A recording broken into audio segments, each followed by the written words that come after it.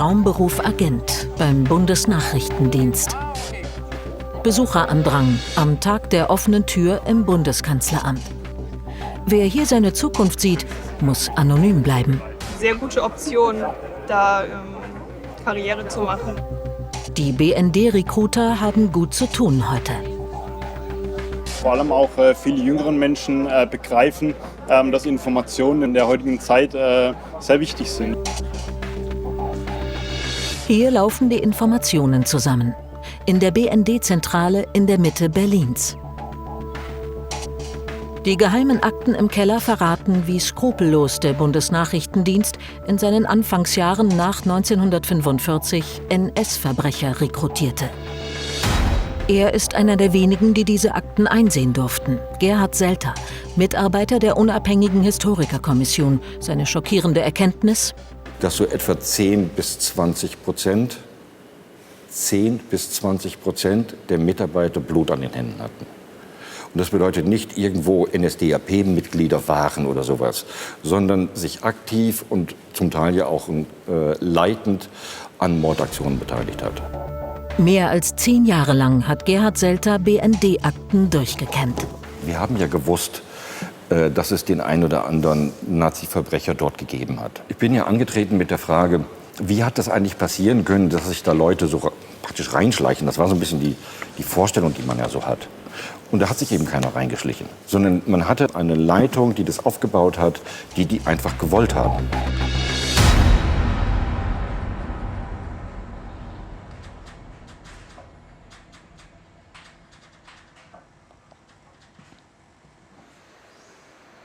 Die Akten im BND-Archiv lassen keine Zweifel. NS-Täter prägten lange den Dienst. Einige waren bis in die 80er Jahre beim BND tätig. Ihr Chef war bis 1968 Reinhard Gehlen. Über 20 Jahre leitete er den deutschen Auslandsgeheimdienst. Im Zweiten Weltkrieg war er General bei Fremde Heere Ost, dem Geheimdienst der Wehrmacht. Seine Kenntnisse über die Sowjetunion erschienen den Amerikanern im Kalten Krieg nützlich. Deswegen machten sie ihn zum Chef des neuen Nachrichtendienstes. 1947 zog die Organisation Gehlen in eine ehemalige NS-Siedlung in Pullach bei München ein. Von der Entnazifizierung hielt Gehlen nichts. Die Nürnberger Prozesse gegen führende Nazis lehnte er ab. Für ihn hatten sie den Charakter einer politischen, einseitig gegen Deutschland gerichteten Maßnahme mit dem Ziel einer Diffamierung der früheren Eliten. Das ist ja schon nicht mal mehr Geschichtsklitterung. Also das ist wirklich, also da sieht man eine Haltung, die sich mit diesen Eliten sowohl identifiziert, als auch die Gedanken, die dem zugeschrieben werden, weiterführen will, ganz eindeutig. Man hat wirklich manchmal den Eindruck, als hätten die gar nicht gemerkt, dass das alles vorbei ist.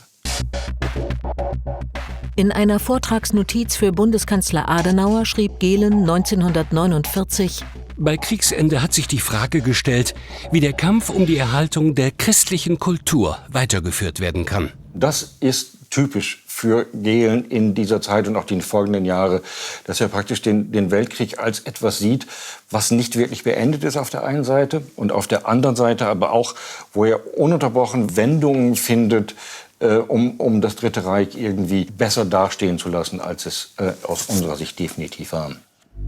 Legitimierte Gehlen damit den deutschen Angriffskrieg? Es ist eine Form der Ignoranz. Also nicht wahrzunehmen, was bis 1945 passiert. Ich meine, der war Fremde Heere Ost, der hat ziemlich genau gewusst, was im Vernichtungskrieg im Osten gelaufen ist. Also Vernichtung der Juden, Ermordung der Polen und so weiter. Bandenkampf. Es war seine Aufgabe, das zu wissen. Und dann so zu tun, als sei es da um den Erhalt der christlichen Kultur gegangen, das ist praktisch den Antibolschewismus der Nazis gedanklich fortsetzen. Gehlen wollte mit seinem Dienst an die NS-Sicherheitsbehörden anknüpfen.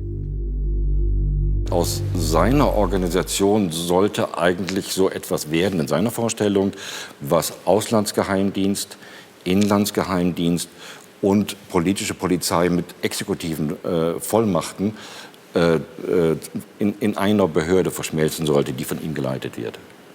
Das ist einfach das Reichssicherheitshauptamt. Ganz schlicht und einfach. Auch wenn er das nicht wieder aufbauen konnte, sein Personal rekrutierte er genau von dort, aus dem Terrorapparat des Dritten Reiches. Hier stand es mal, das Reichssicherheitshauptamt, in der Mitte Berlins, heute die Gedenkstätte Topographie des Terrors. Die Zentrale war in Berlin, aber in jeder größeren deutschen Stadt gab es eine Gestapo-Stelle. Die frühere Gestapo-Stelle in Trier. Allein 1 Dutzend Mitarbeiter von Gehlens Dienst haben hier im Dritten Reich ihre Karriere begonnen. Als Beamte der Geheimen Staatspolizei. Seit langem forscht hier ein Historikerteam zur Geschichte der Gestapo Trier. Ein unterirdischer Gang führte früher direkt zum nahegelegenen Gefängnis. Heute ist er verschüttet. Im Keller zeugt noch ein alter Luftschutzraum vom ehemaligen Mieter der Geheimen Staatspolizei. Keine normale Polizei. Zu den zentralen Aufgaben der Gestapo, also der politischen Polizei in der NS-Zeit, zählte eben nicht nur normale Polizeiarbeit, also Ermittlungen und Vernehmungen und Verhaftungen, sondern ganz gezieltes Vorgehen einerseits gegen politische Gegner, aber auch gegen sogenannte rassische Gegner oder Feinde des NS-Regimes. Diese Personen waren Verhaftungswellen, Verhören, auch mit Gewaltanwendung bis hin zum Tod unterzogen. Und letztlich war die Geheime Staatspolizei damit vor Ort auch zuständig für die Vorbereitung von großen Verhaftungswellen bis hin zu den Deportationen in Konzentrations- und Vernichtungslagern. 20 Kilometer von der Trierer Gestapo-Stelle entfernt zeugen heute noch mehrere 100 Gräber von den Verbrechen. Hier befand sich im Dritten Reich das Konzentrationslager Hinzert. Mindestens 5 spätere BND-Mitarbeiter waren in diesem SS-Sonderlager tätig, beteiligt an Mord und Folter. Auch seine NS-Karriere begann bei der Gestapo Trier. Karl Theodor Schütz. Ab 1952 gehörte er zum Personal der Organisation Gehlen. Bereits 1931 ging Karl Schütz zur SS. 1943 kam er als Gestapo-Chef für Rom nach Italien. Dort war er im März 1944 an der Geiselerschießung von 335 italienischen Zivilisten in den Ardeatinischen Höhlen beteiligt. Eines der größten Kriegsverbrechen in Italien im Zweiten Weltkrieg. Seinen ersten Kriegseinsatz hatte er schon 1939 mit der Einsatzgruppe 2-6. Die war maßgeblich an der Ermordung der polnischen Elite beteiligt. Nahezu jeder Gestapo-Beamte und Angestellte war während seiner Tätigkeit, gerade so ab 1939, vor allen Dingen ab 1940, mindestens einmal im sogenannten Osteinsatz, so hieß das. Das heißt, diese Personen wurden zum Beispiel als Teile von Einsatzgruppen im Osten eingesetzt und haben eben dort meistens an großen Massenverbrechen teilnehmen müssen oder auch teilgenommen. Das heißt, der Hintergrund dieses kurzzeitigen Einsatzes im Osten war nicht zuletzt auch der Versuch, diese Personen zu radikalisieren in ihrer Tätigkeit, die sie in den Ostgebieten ausüben mussten, um diese Radikalisierung dann, nachdem sie wieder an ihre Heimatdienststelle zurückversetzt worden sind, auch in die dortige Arbeit mit einfließen zu lassen. Axel Elmar Schütz wusste lange nichts von der Geschichte seines Vaters. Der arbeitete beim BND. Das Familienalbum zeigt Fotos einer sorglosen Nachkriegszeit. Axel Elmar Schütz erinnert sich gerne an seine Kindheit und Jugend zurück. Ja, war ein herrliches Leben. Wir konnten also rumfahren und samstags, sonntags Ausflüge machen. Der hat ja ein Fahrzeug gehabt. Ich war nur dieses Fahrzeug, diese VW, wurde ja durch den BND gestellt. Nicht? Also ich fand das Leben damals sehr gut. Erst viele Jahre später weckte eine Fahndung von Interpol seine Neugier. Sein Vater wurde gesucht. Als Kriegsverbrecher? Konnte das sein? Er begann zu recherchieren. Der unbekannte Vater sollte zu einer Bekanntheit werden. Für mich.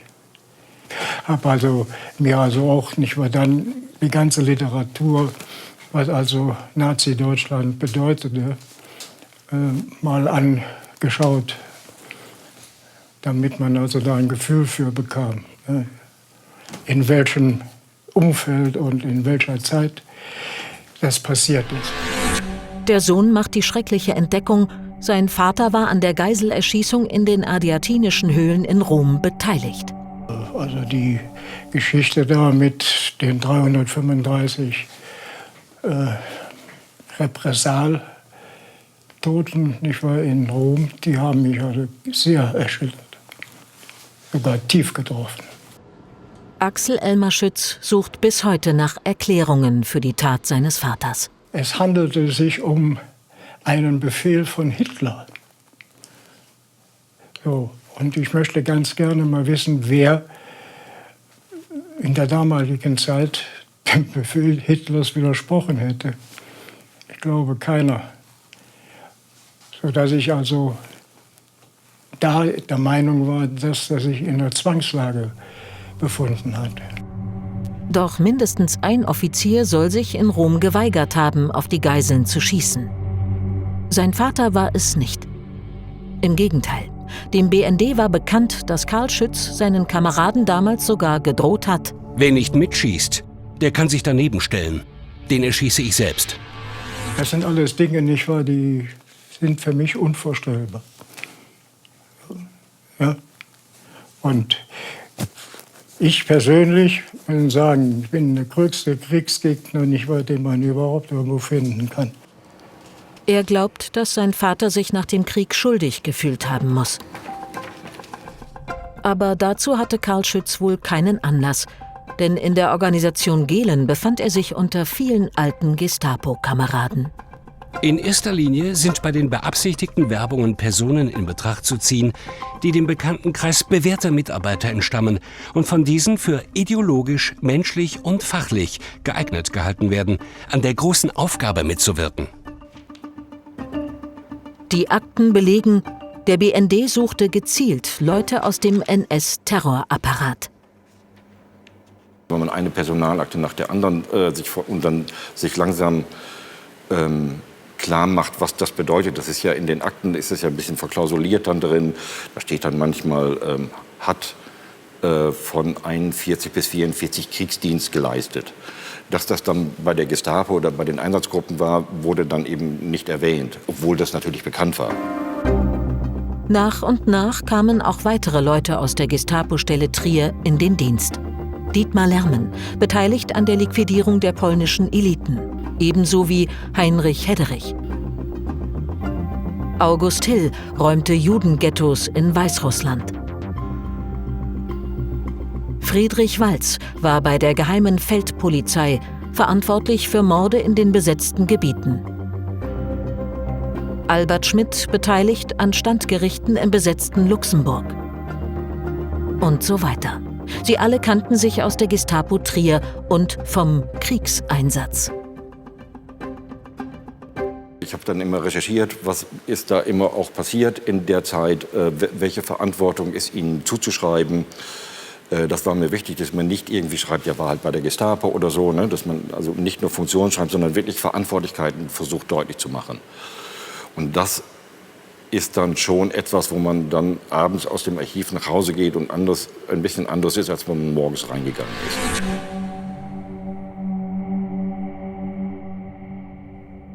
Die Tatsache, dass diese Männer wieder so aufgenommen werden, gewertschätzt werden, in den bürgerlichen Mittelstand mit offenen Armen aufgenommen werden und was die Behörde angeht, dann auch ein ordentliches Einkommen bekommen und ein soziales Prestige wiederbekommen können, ohne dass es irgendwie auch nur danach gefragt wird, so richtig, was sie vor 45 getan haben und ob das überhaupt in einem Verhältnis steht. Das ist schon auch etwas, was man sich immer mal im Hinterkopf haben muss. Während der Arbeit versucht man es tatsächlich ein bisschen nicht daran zu denken, also nicht sich von Empörung leiten zu lassen, aber sie ist natürlich auch da. Die meisten späteren BND-Mitarbeiter, die zuvor bei der Gestapo Trier tätig waren, waren auch an Massenerschießungen beteiligt. Gustav Grauer zum Beispiel. Er war stellvertretender Kommandeur des Einsatzkommandos 3. Dies war Teil der Einsatzgruppe A, verantwortlich für die Ermordung der Juden im Baltikum. Heinrich Schmitz, ebenfalls aus Trier, löste Grauer im Dezember 1941 dort ab. Beide finden sich beim BND wieder. Selbst beim Leiter der Einsatzgruppe A, Friedrich Panzinger, hatte der BND keinerlei Skrupel. Allein das Einsatzkommando 3 unter Grauer und Schmitz tötete über 130.000 Zivilisten, auch Frauen und Kinder, vor allem Juden. Seine Großeltern waren unter den Opfern. Joram Bejarano hat sie nie kennengelernt. Margarete und Rudolf Löwy wurden 1941 von Breslau in den Osten deportiert. Jorams Mutter Esther Bejarano war 16, als die Eltern abgeholt wurden. Also sie hat ja sehr darunter gelitten, dass sie eine ganze Zeit lang falsche Informationen hatte, wo die eigentlich umgekommen sind. Und dann kam irgendwann ein Anruf, der mich erreichte. Es ist da was ermittelt worden und ob man meine Mutter einfach anrufen könnte, um ihr das mitzuteilen, ob sie das nicht zu sehr schockt. Und ich habe das aber bejaht, die sollten unbedingt ihr das mitteilen, das will sie wissen, das muss sie wissen. So erfuhr Esther Bejarano, ihre Eltern wurden im November 1941 im litauischen Kaunas erschossen. Zusammen mit Tausenden anderen Juden. Esther selbst wurde 1943 nach Auschwitz deportiert. Sie überlebte das Vernichtungslager nur, weil sie im Mädchenorchester spielte. Über 30 Mitarbeiter der Organisation Gehlen und des BND hatten in den Einsatzgruppen in den besetzten Ostgebieten während des Krieges mitgemordet. Ich empfinde da auch Wut. Und wenn jemanden in eine Position schickt und das weiß, was der eigentlich verbrochen hat, dann macht man sich selbst schon wieder schuldig. Die neuen Arbeitgeber in Pullach wussten Bescheid. NS-Mörder mussten ihre Verbrechen nicht verheimlichen. Da gab es kein Bewusstsein davon, dass es nicht in Ordnung war, Millionen von Juden zu töten. Oder auch in Polen die Elite zu liquidieren. Oder Massaker in nahezu ja jedem europäischen Land. Überhaupt nichts. Das kam einfach gar nicht vor. Und immer, wenn in der Gesellschaft oder auch von außen das an sich herangetragen wurde, wurde immer mit so einer Haltung argumentiert, dass das übertrieben sei, dass das Falschdarstellungen sind. Aber wirklich kein Bewusstsein davon. Sondern man hatte eine Leitung, die das aufgebaut hat, die einfach gewollt haben. Also die wirklich Gestapo, Sicherheitsdienst, also der Geheimdienst der SS, Einsatzgruppen und so weiter, die waren dort wirklich willkommen. Und nicht irgendwie durch irgendwelche unsichtbaren Hintertüren oder so. 1956 wurde Gehlens Auslandsnachrichtendienst in Pullach Bundesbehörde. Jetzt sollte geklärt werden, welche Mitarbeiter in den öffentlichen Dienst übernommen werden können. Denn Aufsicht hatte jetzt das Bundeskanzleramt in Bonn. Wurde die Vergangenheit von Mitarbeitern in Gestapo und SS ein Problem?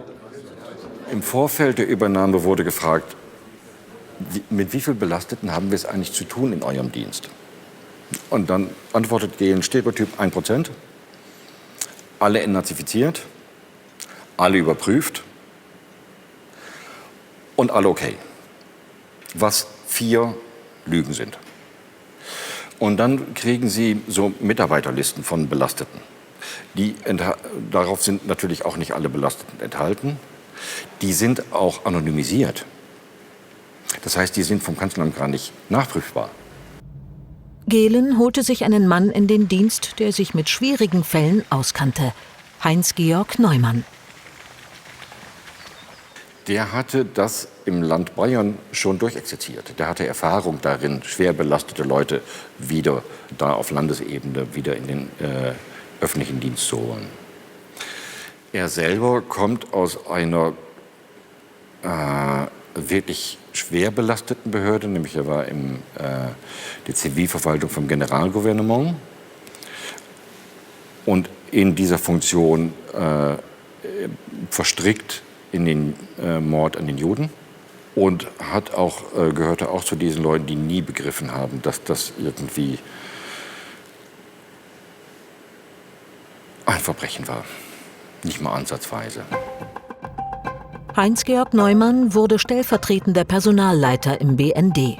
Als Verwaltungsbeamter im Generalgouvernement im besetzten Polen hatte er sich 1942 beschwert, obwohl die Bevölkerung mit der Liquidierung aller Juden einverstanden sei, wäre es doch angebrachter, die auf eine weniger aufsehen- und anstoßerregende Art durchzuführen. Heinz-Georg Neumann wusste, welche Verbrechen im Osteinsatz begangen wurden. Aber er attestierte seinen BND-Kollegen, ihre Mitgliedschaft in SS und Gestapo sei nur formal gewesen, unfreiwillig. Mit dieser Legende schafften fast alle die Übernahme in den öffentlichen Dienst. Und das Kanzleramt fragte nicht weiter nach. Dort war Hans-Maria Globke für den Bundesnachrichtendienst zuständig.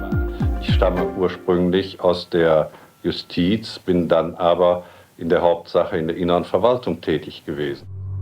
In Hitlers Innenministerium verfasste der Jurist Globke den Kommentar zu den Nürnberger Rassengesetzen.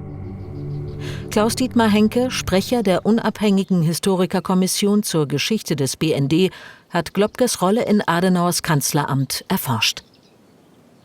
Entscheidend war hier die politische Kontrolle. Und die politische Kontrolle des BND lag bei Hans Globke. Er hatte einen uneingeschränkten Zugriff auf Pullach, auf den BND. Und Hans Globke hätte ohne weiteres intervenieren können wegen dieser skandalösen Personalpolitik, aber er hat es unterlassen. Die Frage stellt sich jetzt natürlich, warum hat er das unterlassen, diese Kontrolle auszuüben?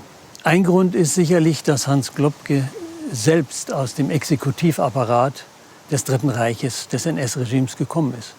Er war ja ein Hauptarchitekt der juristischen Bemäntelung, der Verfolgung und Ermordung der europäischen Juden. Und er war ein Mittäter des Holocaust. Also er war nicht so sehr weit weg von den Leuten, die beim BND beschäftigt waren. Hans Globkes NS-Vergangenheit blieb der Öffentlichkeit nicht verborgen. Proteste wurden laut. Doch Bundeskanzler Konrad Adenauer stellte sich hinter seinen Kanzleramtschef. Er brauchte ihn noch und er wollte einen Schlussstrich ziehen. Im deutschen Volkskörper, im moralischen Leben des deutschen Volkes gibt es heute keinen Nationalsozialismus mehr. Kein nationalsozialistisches Empfinden. Wir sind ein Rechtsstaat geworden. Im selben Jahr, 1961, begann in Jerusalem der Prozess gegen Adolf Eichmann. Eichmann hatte vom Reichssicherheitshauptamt aus die Ermordung von 6 Millionen europäischen Juden organisiert. Das Kanzleramt und die BND-Zentrale waren alarmiert. Würde Eichmann Kanzleramtschef Globke belasten? Aber Eichmann schwieg. Warum? Gerhard Selter hat dazu neue Erkenntnisse gewonnen.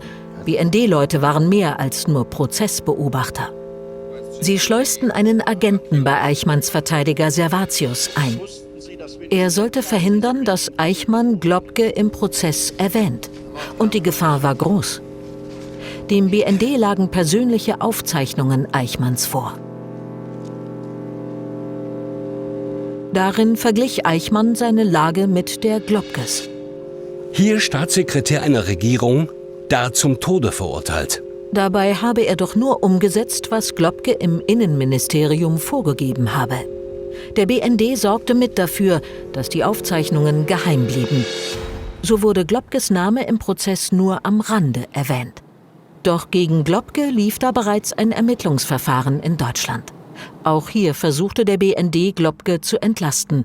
mit Hilfe von Alois Brunner, dem Deportationsspezialisten von Eichmann. Es gab Überlegungen, ihn in Frankfurt in dem Prozess, den Fritz Bauer gegen Globke angestrengt hat, wegen der Deportation der Juden aus Saloniki, ihn dort als Entlastungszeugen einzuführen. Und das Kuriose daran ist tatsächlich, dass sie gedacht haben, sie könnten jemanden wie Alois Brunner, also den Gehilfen Eichmanns, als Entlastungszeugen präsentieren in einem deutschen Gericht. Ich meine, die deutsche Justiz hat nach 1945 einige Versäumnisse gemacht, aber das wäre 1961 dann doch nicht mehr gegangen. Aber der BND glaubte, es geht und verhandelte mit einem Freund Brunners aus Damaskus. Karl-Heinz Späth, hier in geselliger Runde mit Brunner. Späth kam nach Deutschland und vermittelte. In einem Schreiben weist ein Mitarbeiter BND-Chef Gehlen darauf hin, dass Brunner Gegenleistungen fordern würde. Sein Pass ist abgelaufen, finanzielle Unterstützung und so weiter. Eine gewisse Unterstützung müsse auf anderen Wegen erfolgen. Was bedeutet so ein Dokument? Und das eine ist so ein bisschen dieser skandalträchtige Schock, den ich natürlich auch beim Lesen ein bisschen habe. Aber eigentlich ist das viel, viel interessanter, weil man Denkfiguren dran sehen kann. Also in diesem Fall eben die Vorstellung, wenn man den Brunner als Entlastungszeugen einführt, dass das dem Globke überhaupt helfen könnte. Also dass der als glaubwürdiger Zeuge vor einem deutschen Gericht auftreten könnte, wenn es um die Ermordung von Juden geht. Das ist ja aberwitzig. Aber das meint eben auch so eine rückwärtsgewandte Mentalität, die in der Leitung ja wirklich relativ lange hier vorgeherrscht hat. Damit Brunners Freund Späth nicht plauderte, bekam er einen gut bezahlten Job beim BND. So steht es in den bislang geheimen Akten. Der Deal mit Brunner erledigte sich, als das Verfahren gegen Globke im Sande verlief. Eine Akte zu Brunner wurde in den 90er Jahren geschreddert. Gerhard Selter ist überzeugt, es geschah, um weitere Details zu vertuschen. Gegen den Massenmörder Brunner erging 1961 Haftbefehl. Doch der BND gab seinen Aufenthaltsort nie preis. Globke, aber auch Adenauer hatten kein Interesse, Gehlens Personalpolitik zu stören. Globke, weil der BND ihm half, seine NS-Vergangenheit zu vertuschen. Adenauer, weil der BND seinen politischen Gegner im Inland ausspionierte. Der Bundesnachrichtendienst hat über viele Jahre den Parteivorstand der SPD ausgeforscht. Und dieses deutsche Watergate war das größte Demokratieverbrechen in der Geschichte der Bundesrepublik Deutschland. Und Globke war einer der Hauptakteure bei diesem Verbrechen gegen die Demokratie. Wenn der Chef des Bundeskanzleramts und der heimliche Generalsekretär der CDU Deutschlands nun Gehlen vors Schienbein getreten hätte, ihn zur Rede gestellt hätte, dann hätte er wahrscheinlich diesen innenpolitischen, parteipolitischen Kanal in den Parteivorstand der SPD in Bonn selbst verschüttet. Der Auslandsnachrichtendienst in Pullach betrieb also auch Inlandsspionage. Was bedeutete das? Dass frühe Gestapo-Leute eben ihre Feindbilder weiter in diese Nachkriegszeit projizieren und das dann zur Grundlage ihrer Politik, ihrer Handlungen machen. Er bekam das zu spüren. Klaus Walter demonstrierte 1960 gegen Globke und andere NS-belastete Regierungsmitglieder. Und dafür hatten wir uns auch ein Plakat besorgt, was eben Adenauer darstellte mit Krokodilstränen über Mitglieder seiner Regierung, die dann mit Hakenkreuz dort abgebildet waren, um die Menschen eben darauf hinzuweisen, was eigentlich in der Adenauer Regierung für Menschen aus der Nazizeit noch in gehobenen Positionen sind. Klaus Walter wuchs in einer sozialistisch-kommunistischen Familie auf. Der Vater war im Dritten Reich von der Gestapo verhaftet worden. Bei der Plakataktion in Berlin wurde er nun selbst verhaftet. Er kam in Untersuchungshaft von Moabit nach Plötzensee. Das war natürlich erst mein erster Gedanke, um Gottes Willen. Die Haftbedingungen, wenn die so sind, wie ich es aus der Erfahrung des Erzählens kannte, dann habe ich schon Angst bekommen. Aber zum Glück hat sich das dann nicht so rausgestellt, sondern es war eben doch, natürlich war es ein Schock für mich und man fühlt sich dann erstmal hilflos, ne? In der Hauptverhandlung forderte der Staatsanwalt 9 Monate Gefängnis wegen Gefährdung des Bestandes der Bundesrepublik und Beleidigung. Am Ende bekam Klaus Walter 2 Monate. Bis heute versteht er nicht, warum Nazis wie Globke nie zur Rechenschaft gezogen wurden. Er selbst galt seit der Aktion als vorbestraft. Konservative Eliten bestimmten in dieser Zeit die politische Kultur mit tatkräftiger Unterstützung des BND. Wir haben eine Situation, wo die mundtot gemacht werden. Die Leute, die überlebt haben, die Leute, die jetzt aus den Konzentrationslagern, aus den Zuchthäusern und aus dem Exil zurückkehren. Das hat sehr viel mit Schuldabwehr zu tun, wie wir es heute vornehm nennen. Das bedeutet, indem sie die Leute wieder anschwärzen, um jetzt mal einen plakativen Begriff zu benutzen, die Leute wieder denunzieren, die sie vor 1945 auch schon verfolgt haben, nehmen sie denen ja die Möglichkeit, sich in der Nachkriegsgesellschaft politisch zu positionieren. Also indem die als Kommunisten denunziert werden, die vorher gegen Hitler waren, können die sich eben nicht äußern, nicht gesellschaftlich wirksam werden. Und damit schneiden sie ihnen auch die Möglichkeit ab, sich zu Anklägern aufzuschwingen. Joram Bejaranos Mutter hatte Auschwitz überlebt. Anfang der 60er kam Esther Bejarano mit Mann und 2 Kindern aus Israel nach Deutschland zurück. In Hamburg versuchte die Familie Bejarano einen Neuanfang. Der Vater eröffnete eine Diskothek. Und das hat dann auch geklappt in Uetersen und die war sehr erfolgreich. Nur, dann haben die Uetersener spitz gekriegt, dass es 2 Israelis betreiben. Und das waren alles Nazis. Die haben dann das boykottiert. Meine Mutter hatte noch ein Gespräch mit dem Polizeichef dort in Uetersen, der ihr geraten hat, wissen Sie was, Frau Bejarano, wenn Sie es irgendwie können, verkaufen Sie die Diskothek. Hier werden Sie nicht mehr in Ruhe leben können. Sie verkauften die Diskothek mit Verlust. Esther Bejarano eröffnete eine Boutique. Mundtot ließ sie sich nie machen. Bis zu ihrem Tod engagierte sie sich für den Verein der Verfolgten des Naziregimes. Bis heute bekommen Juden in Deutschland Antisemitismus zu spüren. Was lässt sich dazu in den BND-Akten aus den 1960er Jahren finden? Es gibt eher eine Serie von Momenten, wo man was begreift, wo man auch ein bisschen schockiert ist, wo man immer mehr realisiert, dass sich dort eine Behördenkultur entwickelt hat, die sich in den Akten so wirklich ein bisschen, wo man den Eindruck hat, als hätte es keine Stunde Null gegeben. Also dass man über Sachverhalte immer noch so redet wie vor 1945 in der internen Kommunikation, ohne dass irgendjemand das mal kritisiert oder sagt, so geht das nicht, oder so. Also dass man über Personen in Akten markiert als der Jude sowieso. Die Mittäterschaft bei NS-Verbrechen war im BND kein Einstellungshindernis. Bedenken aber hatte man, wenn ein Bewerber aus einer Familie kam, die dem Nationalsozialismus von vornherein ablehnend gegenübergestanden hat, oder seine Frau aus einer jüdischen Familie.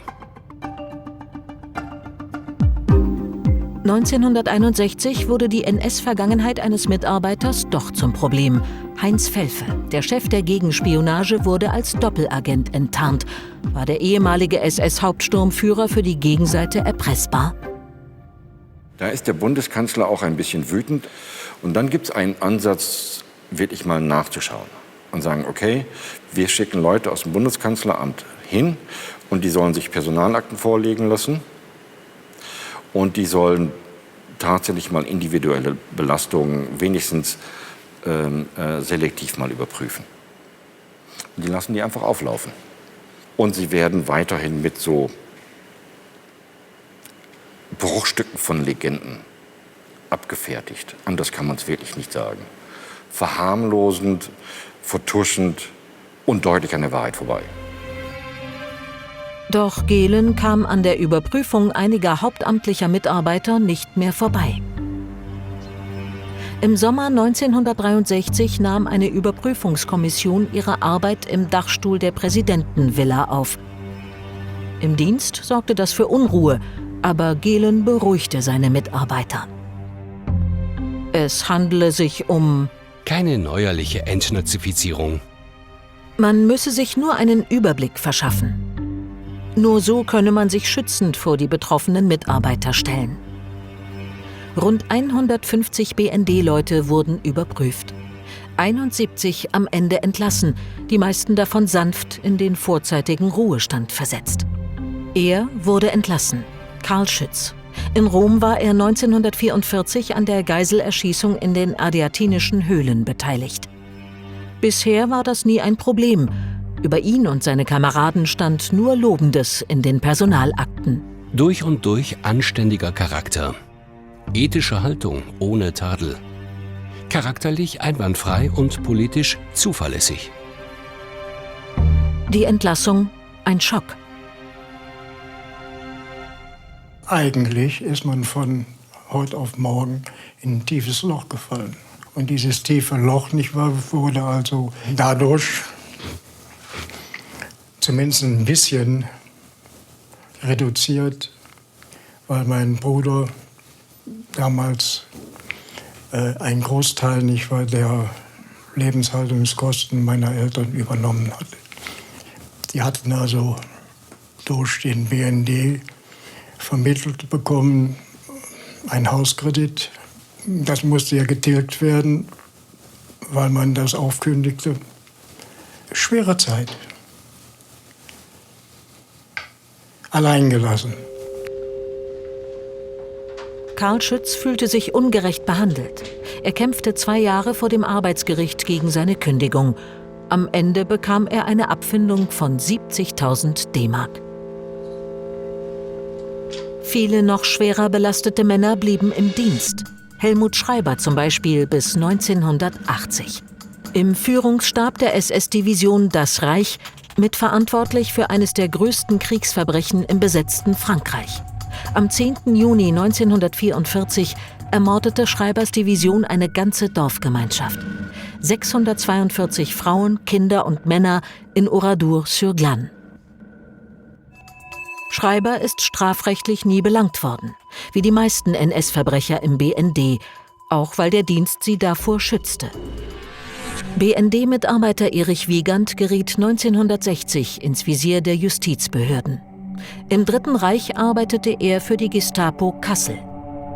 In das sogenannte Arbeitserziehungslager Breitenau in der Nähe von Kassel ließ er etliche ausländische Zwangsarbeiter einweisen. Die Haftbedingungen dort waren unerträglich. Auch Martin Dörries jüdische Großmutter Lilian musste dort leiden. Meine Großmutter wurde zur Gestapo nach Kassel zitiert.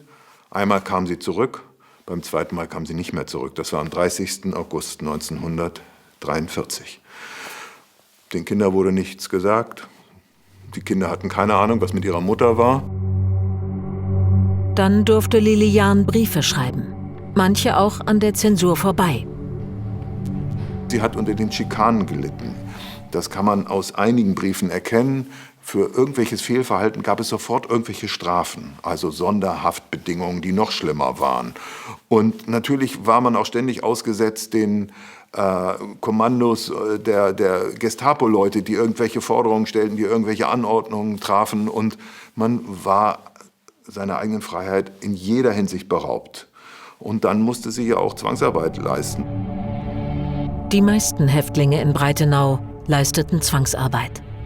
Manche starben an Hunger und Kälte.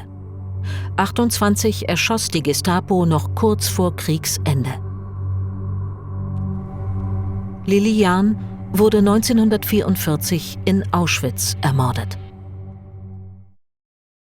Erich Wiegand war an mehreren Exekutionen beteiligt, wurde dafür aber nie belangt. 1960 wurde gegen ihn ermittelt, wegen Beihilfe zum Mord in einem Fall. Erich Wiegand saß nur kurz in Untersuchungshaft. Er berief sich auf seine Mitarbeit beim Geheimdienst. Ein Fluchtverdacht ist bei mir nicht gegeben. Wie der Staatsanwaltschaft bekannt ist, bin ich im staatlichen Abwehrdienst tätig. Wir haben mehrere Fälle, wo Leute in Untersuchungshaft genommen werden. Und das Vorwurf lautet Mord, Folter, Verbrechen gegen die Menschlichkeit. und ihre Bezüge weiterbekommen. Wir haben Fälle, wo wir nachweisen können, haben wir nur weniger, aber wir können in Einzelfällen nachweisen, dass sich BND-Mitarbeiter mit Wissen von leitenden Funktionären des BND die Akten der Staatsanwaltschaft haben kommen lassen, mit der Bundesbehörde, das ging ja, um sie dann den Beschuldigten zugänglich zu machen, damit die Zeugen Absprachen treffen konnten. Das Verfahren gegen Erich Wiegand wurde eingestellt. Moralisch ist es unbegreiflich, weil wir uns heute einfach ein so umfassendes Bild von den Verbrechen des Nationalsozialismus machen konnten, dass wir so etwas nie zulassen würden in unserer Gesellschaft, so wie sie im Jahr 2022 aussieht. Im Besucherzentrum des BND stellt der Nachrichtendienst seine Geschichte dar. Die Forschungsergebnisse der unabhängigen Historikerkommission werden den Blick auf die Nachkriegsjahre verändern. Mithilfe zahlreicher NS-Funktionsträger konnten Adenauer, Globke und Gehlen den BND instrumentalisieren zu innen- und parteipolitischen Zwecken.